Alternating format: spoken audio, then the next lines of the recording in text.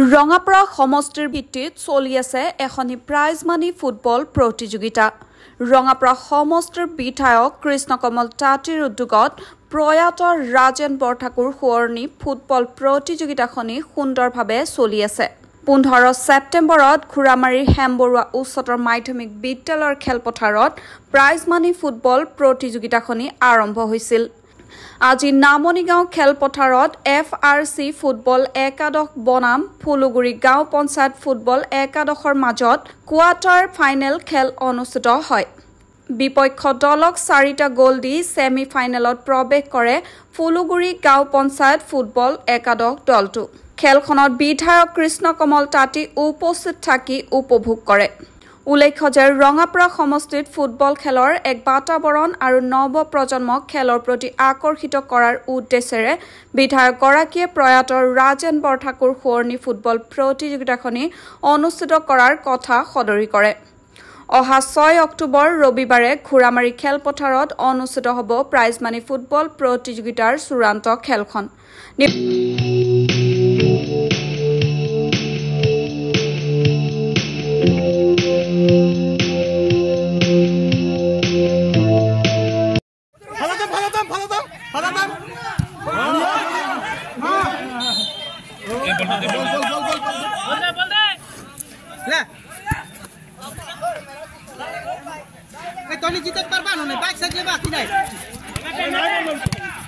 बढ़िया बढ़िया बढ़िया बढ़िया नरेश डाउन में राहुल के ले बढ़िया बढ़िया 7 नंबर बढ़ा दे लाइन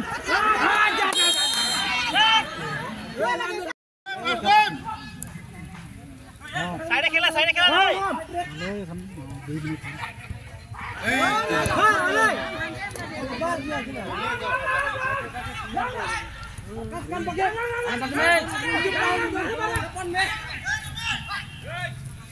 नहीं रखी ताई ना है ना बाकी ला जाओ मुंडू क्या मुंडू निरे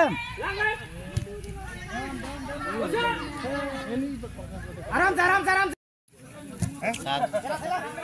साथे मार जाते सुसे ए हमसा तो खुशी ले बोले कौन भाई नी घुसा ठीक हां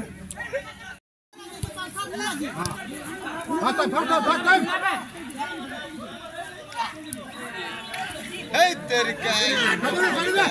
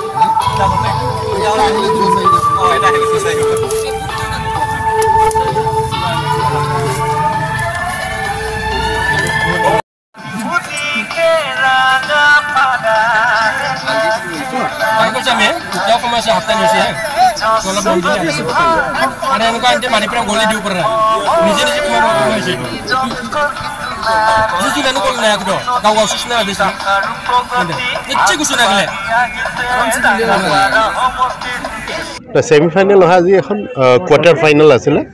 আমাৰ ইতিমধ্যে দুটাকৈ দলে কোয়ার্টার ফাইনালত খেলি পেলাই তেওঁলোকে সেমিফাইনাল পাইছিল।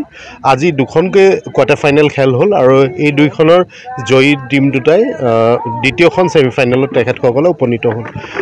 এতিয়া আমি একেবাৰে শেষ পৰ্যায়ত আছো। অহাকালিলে আমাৰ প্ৰথমখন সেমিফাইনাল আছে আৰু তাৰ পিছৰ দিনা আমাৰ দ্বিতীয়খন সেমিফাইনাল আৰু আমি 6 তাৰিখে দেওবাৰে ফাইনেল খেলখন পতাৰ আমি মনস্থ কৰিছোঁ। আজি যি খেল ইয়াত নামনিগাঁও খেলপথাৰত অনুষ্ঠিত হ'ল ফুলগুৰি আৰু FRC দলৰ মাজত দুইটা দলে ভাল খেল প্ৰদৰ্শন কৰিলে আৰু আমাৰ ফুলগুৰি দলটোৱে 4-1 গ'লত তেখেতসকলে জয়ী হ'বলৈ সক্ষম হ'ল আৰু কম পোৱা মতে ঘোৰামাৰীটো নিজ ঘোৰামাৰী দলটোৱে জয়ী হ'বলৈ কাৰণে সক্ষম আছে আৰু তেওঁলোকে সেমিফাইনেললৈ উপনীত হৈছে। মই ভাবোঁ বিশেষকৈ এই প্ৰয়াত ৰাজেন বৰঠাকুৰ যি টুৰ্ণামেণ্ট আছে এই টুৰ্ণামেণ্টৰ দ্বাৰা আমি বিশেষকৈ পঞ্চায়তৰ যিসকল প্ৰতিভা আছে খেলুৱৈ আছে ফুটবলৰ প্ৰতিভা লুকাই আছে তেওঁলোকক আমি উলিয়াই আনিবলৈ কাৰণে এটা প্ৰয়াস কৰিছিলোঁ আৰু এই প্ৰয়াসৰ যোগেদি কাৰ্যত হোৱা যেন আমি অনুমান পাইছোঁ ইয়াত এই খেলপথাৰখনত যথেষ্ট উন্নত মানৰ খেল আজি দেখিবলৈ পালোঁ পৰৱৰ্তী যি ছেমি ফাইনেল আছে এই ছেমি ফাইনেল দুখনো ভাল হ'ব বুলি মই আশা কৰিছোঁ আৰু প্ৰতিটো দলকে মোৰ ফালৰ পৰা মই শুভেচ্ছা জ্ঞাপন কৰিছোঁ আমি বিগত সময়টো 2022 বৰ্ষত এই খেল অনুষ্ঠিত কৰিছিলোঁ ফাৰ্ষ্ট এডিশ্যন প্ৰয়াত ৰাজেন বৰঠাকুৰ টুৰ্ণামেণ্টৰ আৰু তেতিয়াও প্ৰাইজ মানি আছিল এটা ট্ৰফি প্ৰয়াত ৰাজেন্দ্ৰ বৰঠাকুৰৰ নামত ট্ৰফিটো আৰু 1 লাখ টকা আৰু দ্বিতীয় ৰানাৰ্ছ আপ 50,000 টকা এইবাৰ আমি সংযোজন কৰিছোঁ দেবেন নাৰ্জাৰী প্ৰয়াত দেবেন নাৰ্জাৰীৰ নামত ট্ৰফি এটা হ'ব ৰানাৰ্ছ আপৰ আৰু 50,000 টকা আৰু ইয়াৰ লগে লগে বেষ্ট খেলুৱৈ বঁটা টুৰ্ণামেণ্টৰ আমি তাৰ কাৰণে এটা ট্ৰফি ৰাখিছোঁ প্ৰয়াত চিৰিল টপৰ ডাঙৰীয়াৰ নামত আৰু এখন বাইক দিয়া আমি চেষ্টা কৰিছোঁ news desk news wide Assam